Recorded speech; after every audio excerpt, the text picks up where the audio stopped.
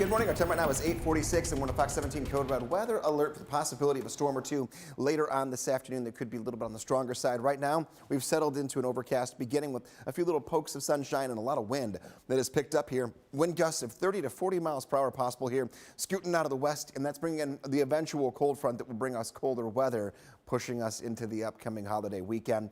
As far as the temperatures go, we're starting off good. Right side of your screen, you're in the 50s. We will not have a morning like this for a long time. We'll have more mornings in the 20s and 30s out of the next 7 days. Here's our incoming weather maker, a cold front here. We've had some showers ahead of it, but now we could squeeze in 1 or 2 storms here.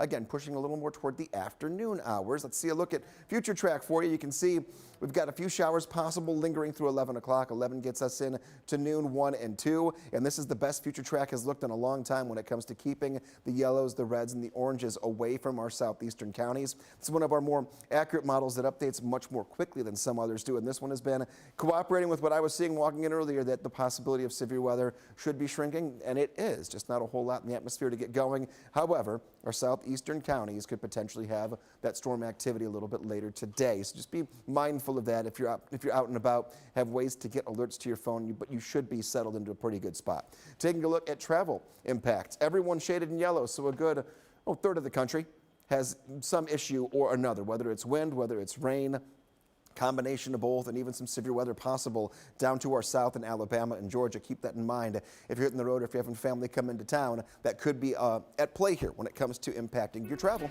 70 degrees today, mid-50s tomorrow, mid-40s on Thursday. So there's that big steep temperature drop off where our nights fall back into the 20s and 30s starting Thanksgiving morning. Same with Black Friday and Saturday.